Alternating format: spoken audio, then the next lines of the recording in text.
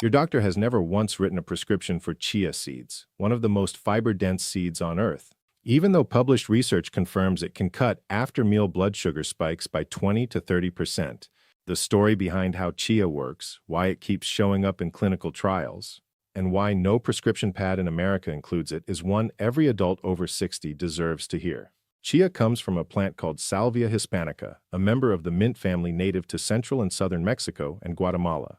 Each seed measures roughly 2 millimeters across, mottled brown, gray, black, and white. And packed inside that tiny oval sits a nutritional profile that outperforms most so-called health foods by a wide margin. 1 ounce, roughly 2 tablespoons, delivers close to 10 grams of dietary fiber, which covers 35 to 39% of the daily value the FDA recommends.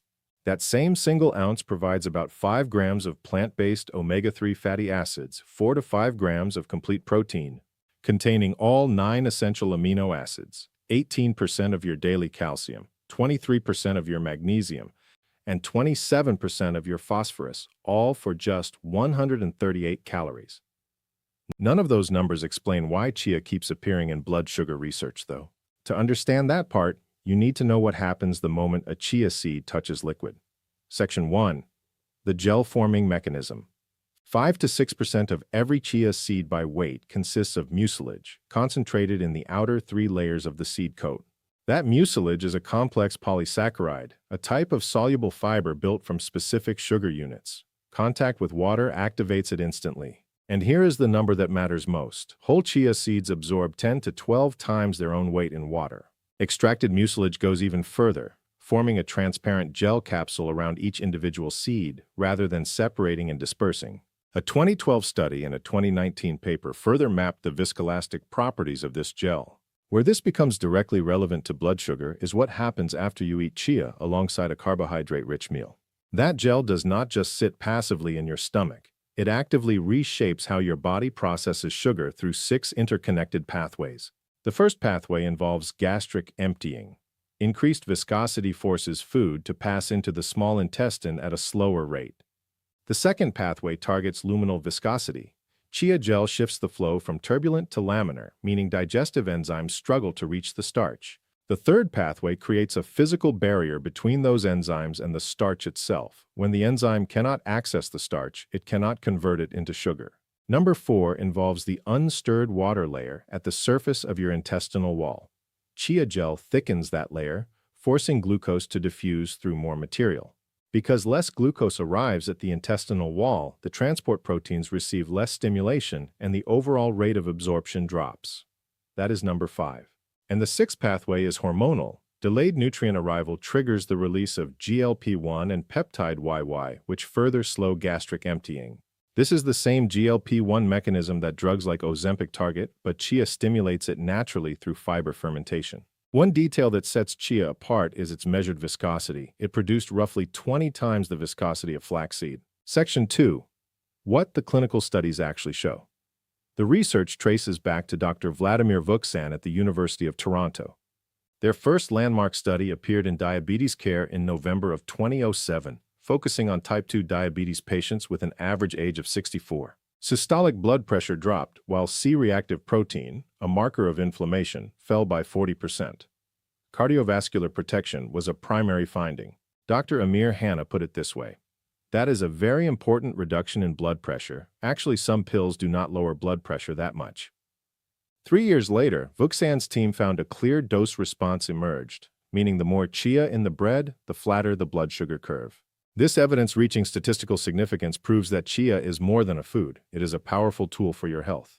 The 2017 double-blind randomized controlled trial arrived next, published in Nutrition, Metabolism, and Cardiovascular Diseases.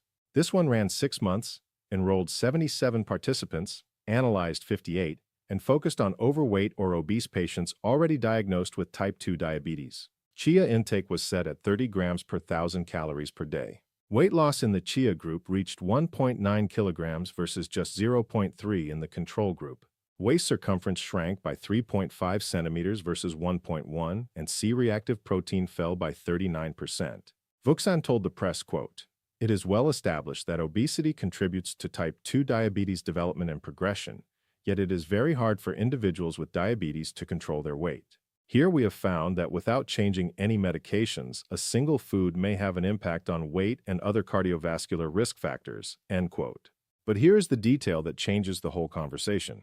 That same 6-month trial found no meaningful between-group differences in fasting blood glucose, hemoglobin A1C, or insulin levels. The weight and inflammation benefits were clear, but the blood sugar needle barely moved over the long term. Also in 2017, Vuksan's team ran a head-to-head comparison of chia versus flaxseed in 15 healthy participants challenged with 50 grams of glucose. 25 grams of ground chia cut the blood sugar area under the curve by 82.5 millimoles per liter, while flax managed 60. Peak glucose fell 0.64 millimoles per liter more with chia, and the time to reach that peak stretched 11.3 minutes longer. The researchers concluded that chia converts glucose into what they called a slow-release carbohydrate more effectively than flax. And this is where transparency matters. Vuksan disclosed that he served as a consultant for the Salba Corporation from 2003 to 2006, received conference travel grants from Salba Smart, holds American and Canadian patents for a viscous fiber blend, and was vice president and part owner of Glycemic Index Laboratories from 2004 to 2015. His studies consistently use Salba chia, a commercially bred white chia variety. None of that automatically invalidates his findings, but it means independent replication carries extra weight, and I want you to have the full picture. Section 3. The full evidence picture, including what did not work. Beyond Vuksan's lab, other research teams have tested chia seeds with a mixture of encouraging and disappointing results. A 2023 study published in the Journal of Functional Foods used a randomized double-blind crossover design with 50 adults who ate cookies containing 3, 5, or 7 grams of chia seed alongside a plain control cookie. Glucose levels in the 2 hours after eating dropped by 22% with 3 grams, 23% with 5 grams, and 30% with 7 grams, a clean, dose-dependent response. Modern continuous glucose monitoring technology now allows researchers to track these postprandial blood sugar changes with unprecedented precision, providing minute-by-minute data rather than isolated time points. 13 healthy participants took part in a 2013 study by Ho and colleagues, published in the European Journal of Clinical Nutrition, which tested chia baked into bread. Blood glucose showed a meaningful dose effect, and one finding stood out in particular. There was no difference between whole and ground chia. Both forms worked equally well. But the picture flips when you look at longer duration trials. Researcher David Niemann and his team at Appalachian State University published a 2009 study in nutrition research involving 76 overweight and obese adults who consumed 50 grams of chia per day for 12 weeks. The conclusion could not have been more direct. Chia seed does not promote weight loss or alter disease risk factors in overweight adults. No differences appeared in body mass, lipids, blood pressure, glucose, or inflammation markers, though these participants were not diabetic, which matters. Niemann published again in 2012 in the Journal of Alternative and Complementary Medicine, this time testing 25 grams per day for 10 weeks in 56 overweight postmenopausal women. Plasma omega-3 levels climbed meaningfully, but body composition, inflammation, blood pressure, lipoproteins, and glucose all stayed flat. What makes the Niemann studies stand out is that they operated independently of chia industry funding. A 2021 trial in Kuwait by Al-Wasais and colleagues tracked 42 adults with type 2 diabetes taking 40 grams per day over 12 weeks. Systolic blood pressure fell with statistical significance, but fasting blood glucose, insulin, hemoglobin A1C, lipid profile, body weight, and C-reactive protein all showed no meaningful change. And the most recent trial, published in 2025 by Arifosini and colleagues in Nutrition and Metabolism, tested 40 grams per day for 8 weeks in 44 obese patients with non-alcoholic fatty liver disease. Insulin sensitivity improved with clear statistical significance, a genuinely encouraging finding. Even so, fasting blood glucose and hemoglobin A1C did not budge. Section 4. What the meta-analyses tell us. When individual studies point in different directions, the gold standard in medical research pools them together in a meta-analysis. Between 2024 and early 2025, at least 6 systematic reviews and meta-analyses on chia seeds reached publication, and their findings lined up with striking consistency.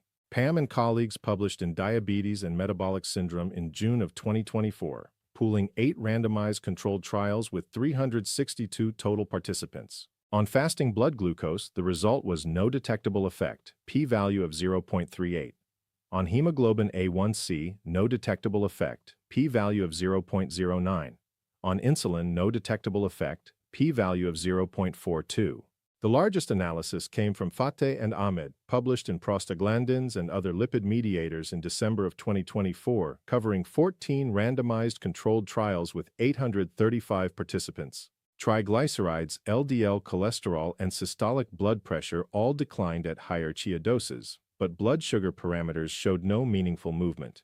Tagapur Sheshde and colleagues published a grade-assessed systematic review in Nutrition Reviews in March of 2025, analyzing 8 randomized controlled trials. Systolic blood pressure fell by 7.19 millimeters of mercury, diastolic by 6.04, both highly significant. Fasting blood glucose and hemoglobin A1C showed no detectable effect. And a 2025 umbrella review covering approximately 2,500 participants across 8 meta-analyses found modest but statistically meaningful benefits for blood pressure, lipid profiles, inflammation, and central obesity, while rating the grade evidence as moderate to low for most outcomes. What all of this tells us breaks down into 2 separate conversations. The short-term conversation is clear. Chia seeds mixed into carbohydrate-rich meals consistently flatten after-meal blood sugar spikes by 20 to 30% across multiple acute studies. That effect is real, well-replicated, and dose-dependent. The long-term conversation tells a different story. Multiple meta-analyses from 2024 and 2025 consistently show no statistically meaningful improvement in fasting blood glucose, hemoglobin A1C, or insulin levels over weeks and months. Where chia's strongest long-term clinical evidence actually lands is in blood pressure reduction of 5 to 7 millimeters of mercury systolic and inflammation reduction, with C-reactive protein dropping 32 to 40%. Those are cardiovascular benefits that carry tremendous relevance for anyone living with type 2 diabetes. Now we arrive at the question at the center of this video. If chia seeds carry documented benefits for blood pressure, inflammation, and postprandial blood sugar, why has your doctor never once written you a prescription for them? The answer has nothing to do with conspiracy or suppression. It is structural, built into how American medicine operates at every level. Start with the regulatory framework. Under the Federal Food, Drug, and Cosmetic Act, the FDA classifies products based on their intended use, and drugs must clear rigorous pre-market approval demonstrating safety and effectiveness. Foods and dietary supplements, regulated under the Dietary Supplement Health and Education Act of 1994, face no such requirement. The FDA itself states that a product sold as a dietary supplement and represented for treatment, prevention, or cure of a specific disease meets the definition of a drug and would be regulated as one. Every prescription your doctor writes flows through a system built around FDA-approved drugs with established dosing, safety profiles, and standardized formulations, and chia seeds simply do not fit inside that architecture. Then there is the patent problem. Under United States patent law, products of nature generally cannot receive patent protection, a principle reinforced by the Supreme Court's 2013 ruling.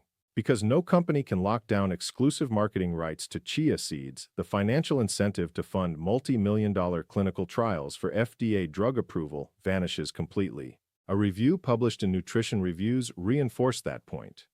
Partly because it is difficult to have intellectual property around diet, there is much less funding available to support long-term nutrition studies compared with drug trials. Nutrition research itself faces structural handicaps that drug research simply does not. Blinding participants to whole foods is difficult, if not impossible. Unlike drug trials where participants have zero baseline exposure to the compound being tested, people already eat the nutrients under study. Dietary changes shift multiple nutrients at once, creating confounders. Compliance drops faster because changing your diet for months demands more than swallowing a daily pill, and nutritional interventions tend to produce smaller effect sizes. What may surprise you most is how little nutrition training doctors actually receive. Across all 4 years of medical school, the average program requires just 19.6 hours of nutrition education. Only 14% of practicing healthcare providers feel comfortable discussing nutrition with patients. Stanford Medicine acknowledged this gap, noting it is completely disproportionate to its health benefits. Signs of change are emerging, though. As of early 2026, 53 United States medical schools committed to require at least 40 hours of nutrition education, starting in fall of 2026. And the final piece of the puzzle is that major health organizations do not single out chia seeds by name. The American Diabetes Association recommends patterns like Mediterranean, DASH, and plant-based. One statistic deserves far more airtime than it gets. Only about 5% of Americans meet the daily fiber recommendation. Average daily intake sits at roughly 15 grams. Now drop a single ounce of chia seeds, just 2 tablespoons, into that equation. Close to 10 grams of fiber hits your system with no cooking, no preparation, and essentially no taste. Stir it into water, sprinkle it over yogurt, fold it into oatmeal, or blend it into a smoothie. Why does that matter right now specifically? The 2025 dietary guidelines feature seeds as healthy fat sources. People with diabetes need viscous soluble dietary fiber, which is exactly the type that chia's mucilage delivers. The cost picture rounds out the argument. Chia seeds run $15 to $30 per month. Generic metformin costs $4 to $15, but newer medications like Ozempic can reach $1,000 without insurance. To be completely clear, chia seeds are not a substitute for prescribed diabetes medications, but they represent an accessible, affordable addition to a dietary pattern that supports metabolic health. Section 7. Safety information that adults over 60 need to hear. Before anyone watching this reaches for a bag of chia seeds and starts eating them by the spoonful, there are safety details that matter especially for adults over 60. Before anyone watching this reaches for a bag of chia seeds and starts eating them by the spoonful, there are safety details that matter especially for adults over 60. The most dramatic documented case involved a 39-year-old man with a history of intermittent swallowing difficulty who ate 1 tablespoon of dry chia seeds and then followed it with water. Those seeds expanded inside his esophagus and formed what doctors described as a Play-Doh-like gel that created a complete blockage. Hours of emergency endoscopic removal under anesthesia followed. Dr. Rebecca Rawl of Carolinas Medical Center presented that case at the American College of Gastroenterology annual meeting and put it bluntly, quote, "Nobody should be eating these seeds dry," end quote. For older adults who may already deal with swallowing difficulties or esophageal narrowing, this warning carries extra weight. The safe practice is to always soak chia seeds in liquid before eating them, or to mix them into wet foods where they can absorb liquid before you swallow. Drug interactions deserve close attention in this age group. Omega-3 fatty acids in chia carry mild antiplatelet properties, which means they can increase bleeding risk for anyone taking blood thinners like warfarin. ACE inhibitor-like effects from chia could drive blood pressure too low in people already on medication for hypertension. The blood sugar lowering effect at meals may stack on top of anti-diabetic drugs and create a risk of hypoglycemia, and chia's high fiber content can slow the absorption of other medications when taken at the same time. Beyond drug interactions, some people experience bloating, gas, abdominal pain, or diarrhea, especially at high doses with insufficient hydration. The predominantly insoluble fiber can worsen symptoms in people with inflammatory bowel disease during flare-ups. Allergic reactions, while rare, have appeared in the literature. If you take any medications, bring this up with your doctor before adding large amounts of chia to your daily routine. That is not a throwaway disclaimer. That is practical, specific medical advice. Section 8. A seed with 5,000 years of history. Chia's story stretches back roughly 5,000 years, with the earliest cultivation dating to approximately 3,500 BC in Mesoamerica. Aztec society ranked chia as one of 4 staple crops alongside maize, beans, and amaranth, and it served as annual tribute in 21 of 38 Aztec provincial states, according to the Codex Mendoza. Thousands of tons flowed into the capital city of Tenochtitlan each year. Aztec spiritual life wove chia into its fabric too, with the seed considered a gift from the goddess Chicomecoatl. The seed was offered at her pyramid. Even chia seed oil found ceremonial use as the base for body paint and as a lacquer. The name itself traces to the Nahuatl word chian, meaning oily, and the modern Mexican state of Chiapas carries a chia reference in its origins, derived from Chiapan, meaning on the Chia River. Spanish conquistadores banned chia cultivation after the conquest, partly because of its ties to non-Christian religious ceremonies, and partly to force the adoption of European crops like wheat, barley, and flax. That ban pushed chia into near extinction, surviving only in isolated mountain communities for centuries. The wider world forgot about chia almost entirely until agricultural engineer Wayne Coates at the University of Arizona began promoting it as a health food in the early 1990s. Before that, most Americans associated chia exclusively with the novelty chia pet product from the 1980s. The Tarahumara people of Mexico's Sierra Madre, who call themselves the Raramuri, meaning runners on foot, are legendary ultra-distance runners renowned for their ability to run hundreds of miles. They drink a preparation called isquiate made from chia seeds mixed with water, lime juice, and sometimes honey. Chris McDougall's best-selling 2009 book Born to Run described chia seeds as 10,000-year-old Red Bull and introduced millions to the connection between this seed and human endurance. Vuksan himself reflected on that ancient link when he told an interviewer, "We thought that maybe something about chia was helping the body to function better. So let me bring everything back to where we started. Chia seeds do slow sugar absorption. The gel-forming mechanism is documented and explained through well-understood physiology. Acute blood sugar reductions of 20 to 30% have been replicated across multiple studies, but the framing that chia blocks sugar absorption overstates the evidence. Chia slows absorption, it does not block it. Meta-analyses found no statistically meaningful long-term improvements in fasting blood glucose or hemoglobin A1C. What chia delivers most convincingly is blood pressure reduction, inflammation reduction dropping 32 to 40%, and support for weight management.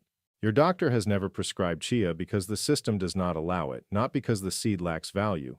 Natural foods cannot be patented, which means nobody funds the trials. Medical schools dedicate fewer than 20 hours to nutrition over 4 years. No published clinical trial has ever directly compared chia seeds to diabetes medication. Until that evidence arrives, chia stays in the grocery aisle instead of the pharmacy, but that does not erase what it offers. If you are an adult over 60, chia seeds are a nutrient-dense, well-studied food that fits cleanly into recommended dietary patterns. 2 tablespoons a day, soaked in liquid first, and discussed with your doctor if you take blood thinners, blood pressure medications, or diabetes drugs. Dr. Jan Hux of the Canadian Diabetes Association summed it up well. Chia may be a safe and effective addition to conventional therapy for people who live with diabetes. The science carries promise. The evidence is real but incomplete. Chia seeds belong at your table as a genuinely useful food backed by growing research. If this information helped you today, please subscribe to the channel because every subscription helps us keep bringing you evidence-based health education for seniors. And as always, this video is for educational purposes only and should not replace medical advice. Thank you for watching.